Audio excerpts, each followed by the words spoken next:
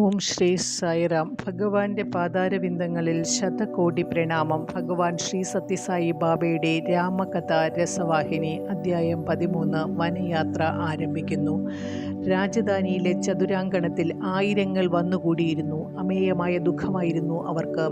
ഇതിനിടയിൽ മന്ത്രി അകത്തുപോയി അബോധാവസ്ഥയിൽ കിടന്നിരുന്ന രാജാവിനെ ഉണർത്തി. അദ്ദേഹം രാജാവിനെ എഴുന്നേൽപ്പിച്ചിരുത്തി. സീതയും രാമനും ലക്ഷ്മണനും അദ്ദേഹത്തെ കാണാനായി വന്നിട്ടുണ്ടെന്ന വിവരം അറിയിച്ചു. രാമൻ അച്ഛൻ്റെ അടുത്ത് ചെന്ന് നിന്നു. സ്നേഹത്തോടുകൂടി സാന്ത്വനോക്തികൾ പറയുന്നുണ്ടായിരുന്നു. സീതയെയും ലക്ഷ്മണനെയും കണ്ടപ്പോൾ ദശരഥൻ്റെ ദുഃഖം അണപൊട്ടി ഒഴുകി. അദ്ദേഹം രാമനെ ഗാഢമായി ആശ്ലേഷിച്ച് നിലംപതിച്ചു. മനസ്സിലെ കഠിന വേദന അദ്ദേഹത്തെ ശ്വാസം മുട്ടിച്ചു. അദ്ദേഹം നെഞ്ചമർത്തി തൻ്റെ പ്രാണവേദന അമർത്തിക്കളയാൻ ശ്രമിച്ചു. ഇങ്ങനെ പീഡയനുഭവിക്കുന്ന ചക്രവർത്തിയെ നോക്കി നിൽക്കാൻ സീതയ്ക്കും ലക്ഷ്മണനും കഴിഞ്ഞില്ല. ലക്ഷ്മണൻ അധികാരഭാവത്തിൽ അടുത്ത് നിൽക്കുന്ന കൈകേയിയെ കണ്ടു. അദ്ദേഹത്തിന് ക്രോധം കൊണ്ട് കണ്ണു ചുവന്നു. അവിടെ വച്ച് അപ്പോൾ തന്നെ കൊന്നുകളയും എന്ന മട്ടിൽ അദ്ദേഹം വളരെ ഉഗ്രരോഷത്തോടെ തുറിച്ചു നോക്കി.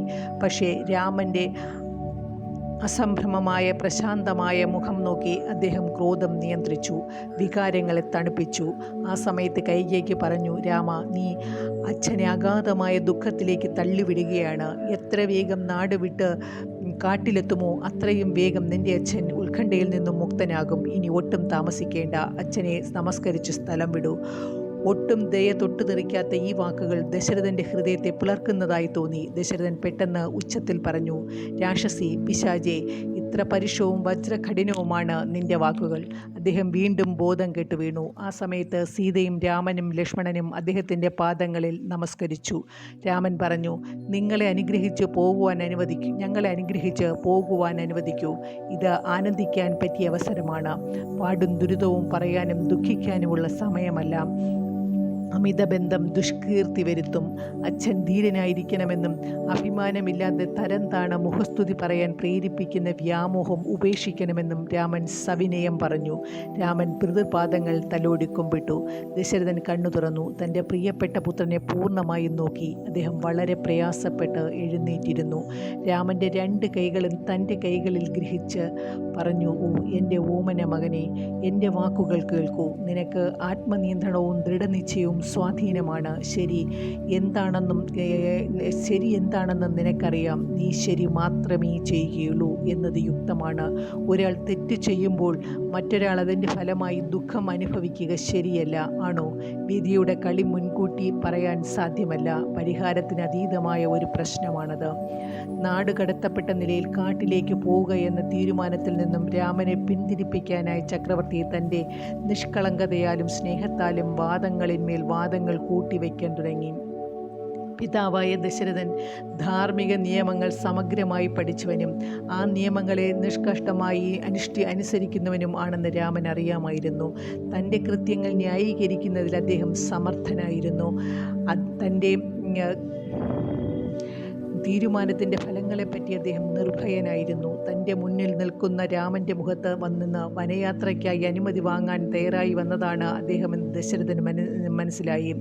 രാമൻ്റെ മുമ്പിൽ സീതയെ കൂടി കണ്ടപ്പോൾ അദ്ദേഹം അവരെ അടുത്ത് വിളിച്ചു. അവർ അടുത്ത് ചെന്ന് കൊമ്പിട്ടപ്പോൾ അദ്ദേഹം മന്ദം അവരുടെ ശിരസ് തലോടി. കാട്ടിലെ ജീവിതത്തിൻ്റെ കഷ്ടപ്പാടുകളെപ്പറ്റി അവരോട് വിവരിച്ചു. ഒന്നുകിൽ ഭർത്താവിൻ്റെ അച്ഛനമ്മമാരോടുകൂടിയോ അല്ലെങ്കിൽ സ്വന്തം മാതാപിതാക്കന്മാരൊന്നിച്ച് നാട്ടിൽ താമസിക്കുകയും ഏറ്റവും നല്ല നടപടിയെന്ന് ഉപദേശിച്ചു. അദ്ദേഹത്തിൻ്റെ വാക്കുകൾ അസഹ്യമായ ദുഃഖത്തിൻ്റെ ഞരക്കങ്ങളിൽ കൂടിയാണ് പുറത്തു വന്നത്. തൻ്റെ ദൃഷ്ടിയിൽ കൈകേയിയിൽ പതിച്ചപ്പോൾ അദ്ദേഹം ക്രോധം കൊണ്ട് പല്ല് ഞെരിച്ചു. ഈ സമയത്തെല്ലാം തന്നെ അദ്ദേഹം ദുഃഖം ഒതുക്കുവാൻ കഴിയാതെ ഉള്ളിൽ കോപം കൊണ്ട് ചീറുകയായിരുന്നു. സീത അദ്ദേഹത്തിൻ്റെ പാദങ്ങളെ നമസ്കരിച്ചുകൊണ്ട് പറഞ്ഞു, ബഹുമാന്യനായ ശ്വശുര, എൻ്റെ മനസ്സ് രാമസേവനത്തിന് മാത്രമാണ് അഭിലഷിക്കുന്നത്. ആ മഹാഭാഗ്യം പരിപൂർണമായ അളവിൽ എന്നെ വനത്തിൽ കാത്തിരിക്കുന്നു. ഈ അമൂല്യമായ അവസരം നഷ്ടപ്പെടുത്തിക്കൊണ്ട് എനിക്ക് പോകാതിരിക്കാൻ സാധ്യമല്ല. ഭർത്തൃസേവനം കൊണ്ട് ലഭിക്കുന്ന ആനന്ദം ഭാര്യയ്ക്ക് സ്വന്തം മാതാപിതാക്കളെയോ ഭർത്താവിൻ്റെ അച്ഛനമ്മമാരെയോ സേവിക്കുന്നത് കൊണ്ട് ലഭിക്കുകയില്ല. അതിനേക്കാൾ മഹത്വമോ ഉന്നതമോ ആയ ആനന്ദമോ സുഖമോ വേറെയില്ല. എന്നെ എതിർക്കുകയോ എൻ്റെ വനയാത്രയ്ക്കെതിരായുള്ള വാദങ്ങൾ അവതരിപ്പിക്കുകയോ ചെയ്യാതിരിക്കുക. അങ്ങയുടെ അനുഗ്രഹങ്ങൾ എന്നിൽ അർപ്പിക്കുകയും രാമചന്ദ്രനോടൊന്നിച്ചു പോകാൻ എന്നെ അനുവദിക്കുകയും ചെയ്യുക. സീതയുടെ അഭിലാഷം ദശരഥന് നല്ലതുപോലെ മനസ്സിലാക്കാനും വിലയിരുത്തുവാനും കഴിഞ്ഞിരുന്നു. തൻ്റെ മുന്നിൽ നിൽക്കുന്ന കൈകേയിയെ ശിക്ഷിക്കുന്നതിനു വേണ്ടി ദശരഥൻ സീതയുടെ ഗുണങ്ങൾ അകൃത്രിമമായ തള്ളലൂടെ പ്രകീർത്തിച്ചു. ഇതിനിടയിൽ മുറിയിലുണ്ടായ മന്ത്രിമാരുടെ ഭാര്യമാരും കൊട്ടാരം ഗുരുനാഥന്മാരുടെ പത്നിമാരും അവളുടെ ചുറ്റും വന്നു നിന്ന് അവരും വനജീവനത്തിൻ്റെ കഷ്ടതകളെപ്പറ്റി വർണ്ണിച്ചു. കുലഗുരുവിൻ്റെ പത്നി സീതയെ പിന്തിരിപ്പിക്കാനായി കൂടുതൽ സമർത്ഥമായൊരു സൂത്രം പ്രയോഗിച്ചു നോക്കി. അവർ പറഞ്ഞു, സീതേ, നീ അയോധ്യ വിട്ട് കാട്ടിലേക്ക് പോകണം എന്ന ആവശ്യം ഉന്നയിക്കപ്പെട്ടിട്ടില്ല. ദുഃഖത്തിലാണ്ട് കഴിയുന്ന ഭർത്തൃപിതാവിനെയും മാതാവിനെയും സമാശ്വസിച്ചുകൊണ്ട് ഇവിടെ തന്നെ കഴിയുകയാണ് നിന്റെ കൃത്യം.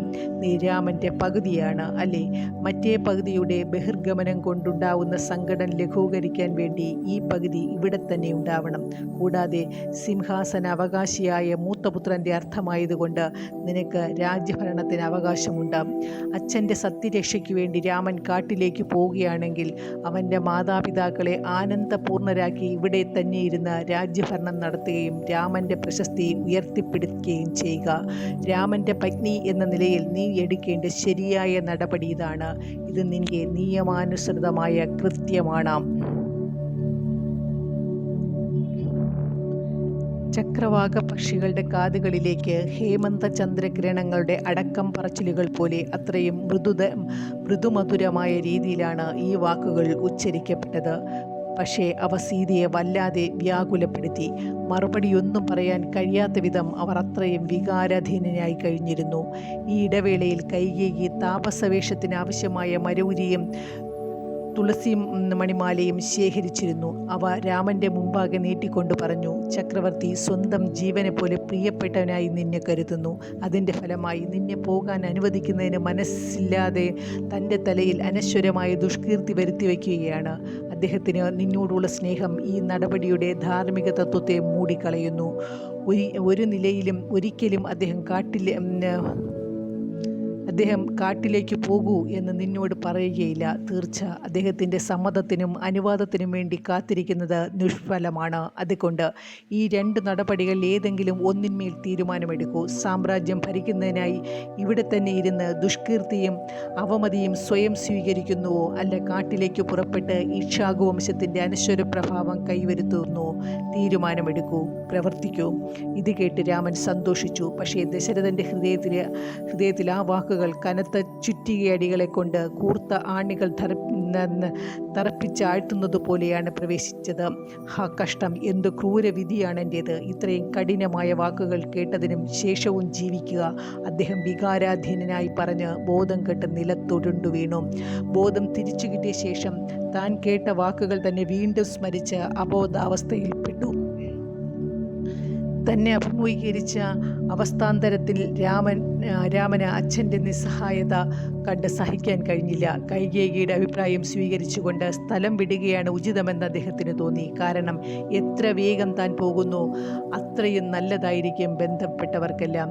ഇളയമ്മ കൊണ്ടുവന്ന് നീട്ടിയ മരവുരി സ്വീകരിച്ചുകൊണ്ട് രാമൻ അവയിലൊന്ന് ചുറ്റി, മറ്റൊന്ന് സീതയ്ക്ക് കൊടുത്തു. സീത അത് കയ്യിൽ പിടിച്ച് തല താഴ്ത്തി ഇതികർത്തവ്യതാമൂഢയായി അമ്പരന്ന് നിന്നു. കാരണം ഇത് എങ്ങനെയാണ് ധരിക്കേണ്ടത് എന്ന് അവർക്കറിഞ്ഞുകൂടായിരുന്നു. അത് ആവശ്യത്തിനുള്ള വലിപ്പമില്ലാത്തതായും തോന്നി. മരവുരി ചുറ്റിക്കഴിഞ്ഞ രാമൻ അടുത്ത് വന്ന് അവരോട് താഴ്ന്ന സ്വരത്തിൽ സംസാരിച്ചു. തപസ്വിനികൾ സ്വയം ഭംഗിയായി ധരിക്കുന്ന മരവുരി എങ്ങനെ ധരിക്കണമെന്ന് തനിക്ക് അറിഞ്ഞുകൂടെന്ന് സമ്മതിക്കാൻ ദേവിക്ക് ലജ്ജയായിരുന്നു. അവർ മന്ത്രിച്ചു, ഇത് നാം ധരിക്കുന്ന മാതിരിയുള്ളതൊന്നുമല്ല. ഇത് വളരെ കുറിയതാണ്, വേണ്ടത്ര വീതിയുമില്ല. രാമൻ അവരെ ആശ്വസിപ്പിച്ചു. അവരെ ധൈര്യപ്പെടുത്തിക്കൊണ്ട് ഒരു ഭാഗത്ത് കൂട്ടിക്കൊണ്ടുപോയി ഇത് ഇപ്രകാരമാണ് ധരിക്കേണ്ടതെന്ന് പറഞ്ഞുകൊണ്ട് താൻ തന്നെ അവൾക്ക് ചുറ്റിക്കൊടുത്തു. ഇത് കണ്ട് തപസ്വിനിമാരും രാജധാനിയിലെ സ്ത്രീകളും കണ്ണുനീർ തൂകി. ഈ ഘട്ടത്തിൽ കുലഗുരുവായ വസിഷ്ഠൻ രംഗത്തെത്തി. ഒറ്റ നോട്ടത്തിൽ സ്ഥിതിയൊക്കെ മനസ്സിലാക്കി അമ്പരന്ന് നിന്നു. കൈകേയി രാജ്ഞിയുമായി അദ്ദേഹം ശണ്ട കൂടി. സീത മരവുരി ധരിക്കേണ്ടതില്ല എന്ന് അദ്ദേഹം പ്രഖ്യാപിച്ചു. കൈകേയി ആവശ്യപ്പെടുകയും നേടുകയും ചെയ്ത 2 വരങ്ങൾ മാത്രമാണ് ഭരതനെ രാജാവായി വാഴിക്കുക, രാമനെ കാട്ടിലേക്ക് അയക്കുക. സീതയ്ക്ക് എല്ലാ രാജകീയ വേഷാലങ്കാരങ്ങളോടുകൂടിയും കുറേ കാലം താമസിക്കാൻ ആവശ്യമായ സാധനങ്ങളോടുകൂടി കാട്ടിലേക്ക് പോകാം എന്ന് അദ്ദേഹം പറഞ്ഞു. ഇത് കേട്ടപ്പോൾ രാമൻ സീതയുടെ വസ്ത്രത്തിന്മേൽ ചുറ്റിക്കൊണ്ടിരുന്ന വൽക്കലം അഴിച്ചെടുത്തു. പക്ഷേ സീത മുന്നോട്ട് വന്ന് മഹർഷിയുടെ പാദങ്ങളിൽ നമസ്കരിച്ചുകൊണ്ട് പറഞ്ഞു, ഗുരു, തീർച്ചയായും കൈകേയി മാതാവിൻ്റെ ആഗ്രഹത്തിൻ്റെ പ്രത്യക്ഷ ഫലമായിട്ടല്ല ഞാൻ മരവുരി ചുറ്റുന്നത്. എനിക്ക് എൻ്റെ സ്വാമിയുടെ രീതി സ്വീകരിച്ചുകൂടെ? എൻ്റെ നാഥൻ താപസവേഷം ധരിക്കുമ്പോൾ ഞാൻ വിലപ്പെട്ട ആഭരണങ്ങളും പട്ടുവസ്ത്രങ്ങളും ധരിച്ച് കാട്ടിൽ കഴിയുന്നത് എനിക്ക് ഭൂഷണമാണോ? അതെനിക്ക് ബഹുമതി ഉണ്ടാക്കുമോ? പതിവ്രതയായ ഭാര്യയ്ക്ക് ഈ ആചരണം ഏറ്റവും അസംബന്ധവും ആവും ഇല്ലേ? ഇതുകൊണ്ട് ഈ വസ്ത്രം ധരിക്കുന്നതിനായി എനിക്ക് അങ്ങ് അനുവാദം നൽകിയാലും ഞാൻ ഭാര്യ എന്ന നിലയിൽ എൻ്റെ ധർമ്മം അനുഷ്ഠിക്കട്ടെ. സീതയുടെ അഭ്യർത്ഥനയ്ക്ക് പ്രേരണയായ ധാർമ്മിക ബോധം ഓർത്തപ്പോൾ കഠിന തപസ്വിയായ മഹർഷിയുടെ ഹൃദയം ആർദ്രമായി. അദ്ദേഹം ബാഷ്പോദ്ഗമനമുണ്ടാകുന്ന വിധം കരുണാർദ്ദനായി വ്യസനം കൊണ്ട് നാവിടറുന്ന സ്വരത്തിൽ പറഞ്ഞു, സീതേ, നീ നന്മയുടെ മൂർത്തിമദ്ഭാവമാണ്.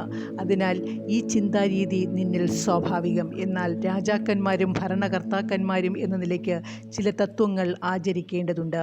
നിന്റെ മാതാവായ കൈകേയിയുടെ വികലവും ദുഷ്ടവുമായ തലച്ചോറിന് ചില ഉപദേശവും മുന്നറിയിപ്പും ആവശ്യമുണ്ട്. ഈ ദിവസം നിന്റെ ഭർത്താവ് ഈ സാമ്രാജ്യത്തിൻ്റെ ചക്രവർത്തിയായി അഭിഷിക്തനാവേണ്ടതായിരുന്നു. പണ്ടെന്നോ ചെയ്ത പ്രതിജ്ഞകൾക്ക് അടക്കമുള്ള പരിതസ്ഥിതികളുടെ സംശ്ലേഷണത്തിൻ്റെ ഫലമായി അത് നടക്കുകയുണ്ടായില്ല എങ്കിലും പകരം ഭരതനെ വാഴിക്കുക എന്ന് രാഷ്ട്രനീതിക്ക് എതിരാണെന്ന് പറയാതെ എനിക്ക് കഴിയില്ല. ജ്യേഷ്ഠപുത്രന് മാത്രമേ സിംഹാസനത്തിന് അവകാശമുള്ളൂ, മറ്റാർക്കും തന്നെ അതിന് അവകാശമില്ല. ഇപ്പോൾ ചെയ്തതുപോലെ പരപ്രേരണയാലല്ലാതെ സ്വതന്ത്രമായ ഇച്ഛയോടുകൂടി ഏതെങ്കിലും കാരണത്താൽ ആ അവകാശം ഉപേക്ഷിക്കുകയാണെങ്കിൽ ഭാര്യ എന്ന നിലയ്ക്ക് ആ അധികാരം കൈയാളാനുള്ള അവകാശം നിങ്ങൾക്കാണുള്ളത്. മറ്റ് 3 ആൾക്കും അതിന് അധികാരമില്ല.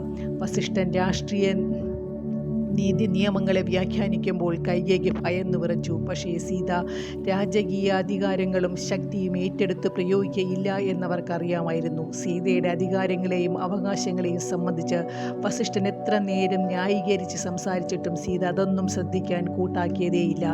രാജകീയ ആഡംബരമുള്ള ആടയാഭരണങ്ങളെക്കാൾ താപസിയുടെ വൽക്കലം ധരിക്കുന്നതിനുള്ള അവസരത്തിനു വേണ്ടി കൊതിക്കുകയായിരുന്നു സീത ഒരിക്കലും തൻ്റെ തീരുമാനത്തിൽ നിന്നും പിന്തിരികയില്ല എന്ന് കുലഗുരുവിൻ്റെ പത്നിക്ക് ബോധ്യപ്പെട്ടു. അതിനാൽ അവർ ആശ്രമം രീതിക്കനുസരിച്ച് സീതയെ മരവുരി ധരിപ്പിച്ചു.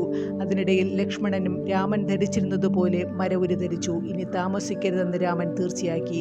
താപസവേഷം കണ്ടപ്പോൾ ബോധം കെട്ടുപോയ ദശരഥൻ്റെ മുൻപിൽ ആദരപൂർവ്വം 3 പേരും നമസ്കരിച്ചു. അടുത്തു നിൽക്കുന്ന കൈകേയിയെയും അവർ നമസ്കരിച്ചു. വസിഷ്ഠൻ്റെയും വസിഷ്ഠ പത്നിയുടെയും പാദങ്ങളിലും പ്രണമിച്ചു. അനന്തരം വനയാത്രയ്ക്ക് പുറപ്പെട്ടു. രാജധാനിയുടെ പ്രവേശനദ്വാരത്ത് തടിച്ചുകൂടിയിരുന്ന അയോധ്യയിലെ പൗരന്മാർ അവർ തപസ്വികളെ പോലെ നടക്കുന്നത് കണ്ടു. ചിലർ പൊട്ടിക്കരഞ്ഞു. പലരും കാഴ്ച സഹിക്കാനാവാതെ ബോധം കെട്ടു വീണു. കടുത്ത നിരാശയിൽ പലരും തലയ്ക്കടിച്ചു. രാജകീയ കവാടത്തിൻ്റെ പടിയിൽ നിന്നുകൊണ്ട് രാമൻ ഒരിക്കൽ കൂടി വസിഷ്ഠനെ നമസ്കരിച്ചു. സമചിത്തത പാലിക്കാനും നന്മകൾ ഉയർത്തിപ്പിടിക്കുവാനും അവിടുന്ന് ജനങ്ങളോട് അപേക്ഷിച്ചു. ഈ സംഭവങ്ങളിൽ അവർ ദുഃഖിക്കരുതെന്നും 14 വത്സരം കാട്ടിൽ കഴിച്ച ഉടനെ താൻ അയോധ്യയിലേക്ക് മടങ്ങുമെന്നും ഈ നാടുകടത്തൽ കൽപ്പന അവരുടെയും തൻ്റെയും ഗുണത്തിനാണെന്നും അവിടുന്ന് ജനങ്ങളോട് പറഞ്ഞു. രാമൻ പാവങ്ങൾക്ക് ധനം വാരിക്കൊടുത്തു. വീടുകൾ, സ്വർണം, വളകൾ എന്നിവ ബ്രാഹ്മണർക്ക് ദാനം ചെയ്തു. നിർത്താതെ തുടർച്ചയായി കർമ്മസംബന്ധമായ ആരാധനയും യജ്ഞങ്ങളും ചെയ്യാനായിരുന്നു അവർക്ക് അതെല്ലാം കൊടുത്തത്. ഉചിത സന്ദർഭങ്ങളിലെല്ലാം വൈദിക യജ്ഞങ്ങൾക്ക് നടത്താനുള്ള ഏർപ്പാടുകൾ ചെയ്യണമെന്ന് അദ്ദേഹം മഹർഷിയോട് അപേക്ഷിച്ചു. പുണ്യാത്മാവായ മഹർഷി, ഗുരു, ജനങ്ങൾക്കും എൻ്റെ മാതാപിതാക്കന്മാർക്കും അങ്ങ് യഥാർത്ഥത്തിൽ മാതാവും പിതാവും ആണ്. സ്വന്തം സന്താനങ്ങളോട് പെരുമാറുന്നതുപോലെ ജനങ്ങൾക്കായി ഭരണം നടത്താൻ അങ്ങ് രാജാവിനെ ഉപദേശിക്കുകയും ശാസിക്കുകയും ചെയ്യണം. തങ്ങൾക്കു വേണ്ടി ഈ പ്രാർത്ഥന ആവർത്തിക്കപ്പെടുമെന്ന് കേട്ടപ്പോൾ ജനങ്ങൾ ദുഃഖിതരായി. അവരുടെ ഹൃദയം തകർന്നുപോയി. ഇത്രയും നല്ലൊരു രാജകുമാരനാൽ ഭരിക്കപ്പെടാനുള്ള ഭാഗ്യം നഷ്ടപ്പെട്ടു പോയതിൽ അവർ തങ്ങളെ തന്നെ ശപിച്ചു. ചിലർ നെഞ്ചത്തടിച്ചു, ചിലർ തലതല്ലി പരിക്കുണ്ടാക്കി, മറ്റു ചിലർ നിലത്ത് കിടന്നുരുണ്ട് നിലവിളിച്ചു. രാമൻ വീണ്ടും ജനക്കൂട്ടത്തിൻ്റെ നേരെ തിരിഞ്ഞ് കൈകൂപ്പിക്കൊണ്ട് അവരോട് പറഞ്ഞു, എൻ്റെ പ്രിയപ്പെട്ട ജനങ്ങളെ, നിങ്ങൾ എനിക്ക് എൻ്റെ ജീവനെ പോലെ പ്രിയപ്പെട്ടവരാണ്. നമ്മുടെ ചക്രവർത്തി എന്നെ വനപ്രദേശത്തിൻ്റെ പാലനത്തിനും പോഷണത്തിനുമാണ് അയക്കുന്നത്. ഈ കാരണത്താൽ രാജാവിന് നേരെ ഒരു പകയും നിങ്ങൾക്കുണ്ടാകരുത്. അദ്ദേഹത്തെ കാക്കുകയും എല്ലാ നേരവും രാജാവിൻ്റെ ആരോഗ്യത്തിനായി പ്രാർത്ഥിക്കുകയും ചെയ്യുവിൻ. രാജകൽപ്പനകൾ അനുസരിക്കുവിൻ. രാജാവിനെ സന്തുഷ്ടനാക്കുവിൻ. നിങ്ങളും സന്തുഷ്ടരാകൂ. നിങ്ങൾക്ക് എന്നോടുള്ള സ്നേഹം ഒരിക്കലും രാജാവിനെ വെറുക്കുവാൻ നിങ്ങളെ പ്രേരിപ്പിക്കരുത്. അവിടത്തേക്ക് ഒരിക്കലും അശുഭം ആശംസിക്കരുത്. ഞാൻ വനത്തിലേക്ക് പോയാൽ പിന്നെ രാജാവിൻ്റെ സുഖത്തിനു വേണ്ടി പ്രവർത്തിക്കുന്നവരാണ് എനിക്ക് ഏറ്റവും പ്രിയപ്പെട്ടവർ.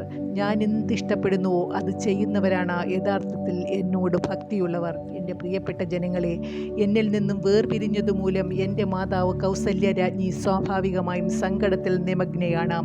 ഈ സ്ഥിതിയിലാവുമ്പോൾ ഏതൊരമ്മയ്ക്കും അസഹ്യമായ ദുഃഖമുണ്ടാകും. പക്ഷേ നിങ്ങൾ ബുദ്ധിയുള്ളവരും സഹാനുഭൂതി തികഞ്ഞവരും ആകയാൽ എൻ്റെ അമ്മയുടെ വ്യസനം ലഘൂകരിക്കാനും അവർക്ക് സുഖമുണ്ടാക്കുവാനും കഴിയും വിധം പ്രവർത്തിക്കണമെന്ന് ഞാൻ അഭ്യർത്ഥിക്കുകയാണ്.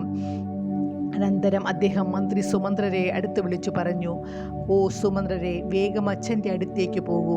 അദ്ദേഹത്തെ ഉപദേശിക്കുകയും ശാന്തനാക്കുകയും ചെയ്യൂ. അതാണ് താങ്കൾ അടിയന്തരമായി ചെയ്യേണ്ട ജോലി. സുമന്ത്രർ ദുഃഖത്തിന് അധീനനായി. അദ്ദേഹം കണ്ണീരൊലിപ്പിച്ചുകൊണ്ട് നിശബ്ദനായി നിന്നു. അദ്ദേഹത്തിന് ദുഃഖം അടക്കി നിർത്താൻ കഴിഞ്ഞില്ല. മന്ത്രി അത്യുച്ചത്തിൽ വിലപിച്ചുപോയി. ചുറ്റും നിന്നിരുന്ന മന്ത്രിമാരും അതുപോലെ അംഗരക്ഷകന്മാരും അദ്ദേഹത്തെ ശാന്തമാക്കാൻ വളരെ ശ്രമിച്ചു. പക്ഷേ അവർക്കും ദുഃഖം കൊണ്ട് നിൽക്കാൻ കഴിഞ്ഞില്ല. രാമൻ നൽകിയ നിർദ്ദേശത്തിനനുസരിച്ച് അവർ രാജധാനിയിലേക്ക് പോയി. നഗരം മുഴുവനും ശോകസാഗരത്തിൽ ആണ്ടുപോയി. ഇതിടയിൽ ദശരഥന് ബോധം തിരിച്ചു കിട്ടി. എന്താണ് സംഭവിച്ചത് എന്ന് മനസ്സിലായി. അദ്ദേഹം വിലപിച്ചു, രാമ രാമ. പിന്നെ എഴുന്നേൽക്കാൻ ശ്രമിച്ചു. പക്ഷേ ദുഃഖം സഹിക്കാൻ കഴിയാതെ അദ്ദേഹം വീണ്ടും നിലംപതിച്ചു. പിന്നെ എഴുന്നേറ്റപ്പോൾ നടക്കാൻ ശ്രമിച്ചു. കഴിഞ്ഞില്ല. അദ്ദേഹം കാലിടറിക്കൊണ്ട് ചുറ്റും നീങ്ങി. ആ ഘട്ടത്തിൽ സുമന്ത്രർ മുറിയിലേക്ക് കടന്നു വന്നു. ദശരഥനെ താങ്ങിപ്പിടിക്കുവാനും ആശ്വസിപ്പിക്കാനും ശ്രമിച്ചു. പക്ഷേ തൻ്റെ ഉള്ളിൽ നിന്നും ഉയർന്നു വരുന്ന കഠിന വേദന അനുഭവിക്കുന്ന അദ്ദേഹത്തിന് തൻ്റെ സ്വാമിയെ സമാശ്വസിപ്പിക്കാൻ സാധിക്കുന്നത് എങ്ങനെ? എന്നാലും രാമൻ്റെ കൽപ്പന അദ്ദേഹം ഓർത്തു. അതുകൊണ്ട് കർത്തവ്യബോധത്തോടുകൂടി തൻ്റെ ഹൃദയത്തെ മതിച്ചുകൊണ്ടിരിക്കുന്ന ദുഃഖം വിഴുങ്ങി. കണ്ണുനീർ ധാരധാരയായി അപ്പോഴും ഒഴുകിയിരുന്നു. അദ്ദേഹം ചക്രവർത്തിയുടെ അടുത്തിരുന്നു. വളരെ നേരത്തോളം ഒരക്ഷരം പോലും ഉരിയാടാൻ മന്ത്രിക്ക് കഴിഞ്ഞില്ല. കുറച്ചു കഴിഞ്ഞ് ദശരഥൻ കണ്ണു തുറന്നു. തൻ്റെ സമീപത്ത് സുമന്ത്രരെ കണ്ടു. അനിയന്ത്രിതമായ ദുഃഖത്തിൽ രാമ എന്ന് വികാരാധീനനായി വിളിച്ചുകൊണ്ട് അദ്ദേഹം ആ വൃദ്ധമന്ത്രിയുടെ മടിയിൽ വീണ് പൊട്ടിക്കരഞ്ഞു. പിന്നീട് എഴുന്നേറ്റ് ഞരങ്ങിക്കൊണ്ട് പറഞ്ഞു, സുമന്ത്രരെ, രാമൻ കാട്ടിലേക്ക് പോയി. എന്നിട്ടും എൻ്റെ പ്രാണൻ എൻ്റെ ശരീരത്തിൽ നിന്നും പോയിട്ടില്ല. ഈ ശരീരത്തിൽ ഒട്ടി നിൽക്കുകയാണ് എൻ്റെ ജീവന് എന്ത് നേടാൻ കഴിയും? കുറച്ചു കഴിഞ്ഞ് അല്പം ശാന്തനായിട്ട് അദ്ദേഹം തുടർന്നു, നോക്കൂ, രാമൻ്റെ പിന്നാലെ വേഗം ചെല്ലൂ. ഗതിവേഗമുള്ള ഒരു രഥത്തിൽ പോകൂ. എൻ്റെ നിഷയ്ക്ക് ഒരിക്കലും സൂര്യതാപം സഹിക്കാനാവുകയില്ല. ആ താമരയില പോലെ മൃദുവായ കാലടിയിൽ പൊള്ളലും വീക്കവും വേഗം വരും. പോകൂ, രഥവുമായി പോകൂ. സായിറാം.